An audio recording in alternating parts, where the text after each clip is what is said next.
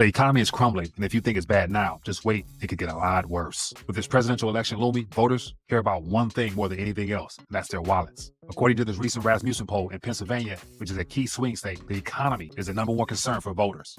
So the Democrats have a serious problem because most Americans aren't exactly impressed with the state of the economy at this current moment. And I'm sure this will be a greater divide now that the Harris campaign is playing the black card, singling out black men as if they can actually do something at this current time, that the economy is starting to crumble. So that means more shenanigans and radical policies are coming our way.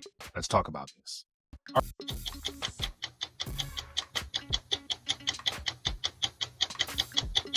All right, so I want to take a quick minute and share some thoughts in reference to just some key indicators that I think is worth talking about, just because it paints a more realistic picture as to what's really happening in the mainstream economy, despite what the mainstream media would never tell us. And so when you put all these pieces together, it lets us know that things are definitely deteriorating faster than what even the government statistics are telling us at this point. So in this video here, I want to share with you just 10 things worth keeping an eye on. And as always, the goal is to share information with you, not scare you, but just keep you in the loop as to what's going on in hopes of you staying one step ahead of the masses, because it's amazing that 99.99% of people still don't know what the true state of the economy is.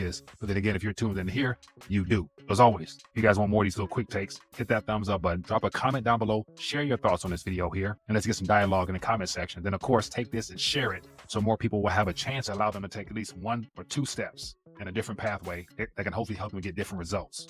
But simply, what's really going on and why should you care? It's not too hard to figure out. All signs are pointing to a massive economic downturn. And so I've been talking about this for quite some time now. And because it hasn't happened yet, that gives me more time to continue to warn people. So today we're going to take a look at 10 indicators that show just how much of a mess that we're in right now. And number 1 is unemployment claims are surging. They're at the highest level in more than a year. And so for the week ending in October 5th, initial jobless claims shot up to 258,000, which is a sharp increase from the 225,000 the week before. So a lot of people want to blame the storms or the strikes, but let's not pretend that these aren't problems that we were facing beforehand. This spike could be a sign that something more systemic is brewing. The second thing that's really starting to become obvious is that the middle class financial anxiety levels are at a record high as well. So a report from Primera shows that 55% of the middle class households now rate their financial situations as negative. So that's the worst it's been in 4 years. And so the American dream seems like a distant fantasy for many, as financial anxiety spreads throughout the household that once considered themselves secure. And then due to a lack of security for a lot of people, the price of living the American dream is also going up substantially. And of course, everybody's financial situation and expectation and standard of living is different, but overall, according to those surveyed, people who thought that $1 million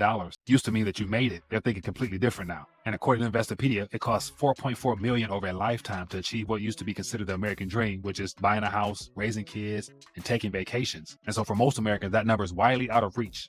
And it underscores just how far the cost of living has spiraled out of control. And then when it comes to feeding yourself, even the potato industry is not doing that right now with French fries. So when you have the largest producer of French fries in North America cutting production and laying off workers, the things are getting bad. And so Lamps Weston is shuttering operations and slashing 400 jobs due to a slowdown in consumer demand. So French fries, which are an iconic staple for American fast food, are now victims of a slowing economy. And so if even comfort foods can't survive, what does that mean for the rest of the retail fast food chains in the days ahead? And then we talk about travel. And it looks like Boeing is laying off a good chunk of its workforce, which signals a deeper problem. We may not be traveling the way we used to in the past. As of now, 10% doesn't sound like a lot, but they've been laying off for quite some time now. So that's thousands of jobs that are gone. And so strikes and a shaky business environment are particularly to blame. This also highlights broader issues facing the manufacturing sector. So if Boeing can't keep its head above water, what hope is there for the smaller company in aviation or any other traveling service for that matter? And of course, we know that the lifeline of the economy is centered around the banks. And if the banks aren't doing well, then we got a real problem. And as of now, there's been more bank closures at a faster rate than the average person knows about. And so we know how banking used to be the bedrock of economic stability, but right now that don't seem to be the case. So over 700 local branches have shut down in the U.S. this year alone. In an effort when people are struggling financially, losing access to local banking services adds another layer of difficulty. As of now, at the current rate, we're looking at about 1,000 branches by the end of this year. And of course, this list right here is full of banks where it's very common for everybody to have some type of financial operations with these institutions here, whether it be Bank of America, U.S. Bank, or Wells Fargo, the bigger banks. But for some reason, they decided to shutter some branches, which means layoffs, less access to your cash, and eventually an entirely new model of banking, which is coming in the future. And that's just talking about the banks. Now you talk about any other line of business, and then we have a long-standing staples of stability that are filing for bankruptcy. So True Value, a hardware store brand that's been around for 75 years, has filed for bankruptcy. So this isn't just a random business failure. This is a sign that even long-lasting companies aren't immune to economic downturns. So when businesses with decades of experience can't make it, what chance do newcomers have in this current environment? And let's not forget that whenever you're in your car and you make a quick stop, you stop to a small little retail chain to grab some items, beverages or gum or something like that, or even gas. But now we got hundreds of 7-Elevens are closing. And so you think convenience stores are recession proof. That doesn't look like it. So 7-Eleven is closing hundreds of locations due to inflation and decrease in cigarette sales, among other reasons. So this is the kind of store that many people rely on for quick, cheap goods. But now even that's starting to slip away. If 7-Eleven can't survive, what does that mean for the other retail chains?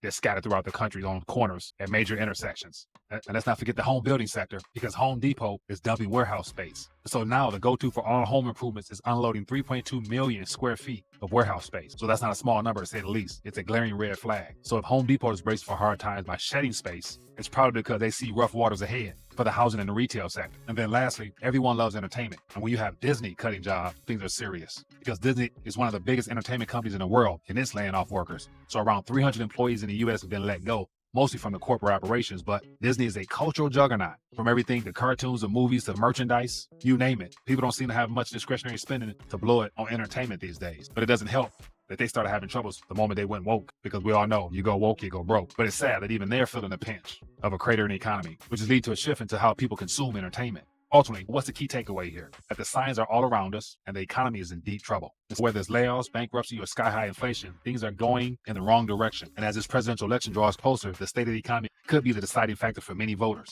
And so the question is, would any of these candidates actually address the problems ahead of us, or are they all bent upon delivering promises centered around tax cuts or handouts of a currency that's already lost 98% of its purchasing power in the same environment where gold has already indicated that all fiat currencies are failing? They're not talking about the purchasing power in our national currency. They're talking about the problem that they're responsible for. But more than likely, we're just going to keep watching the system crumble in slow motion, in my opinion. But one thing's for sure, if we don't turn things around or inform as many people as possible on what's at stake with their financial futures, we're going to be in for a world of hurt. That's why I continue to make these videos here, just to highlight what's going on, which presents the problems to you guys. And then in between that, trying to be a source of encouragement so people can realize that we can't consume at the rate we used to.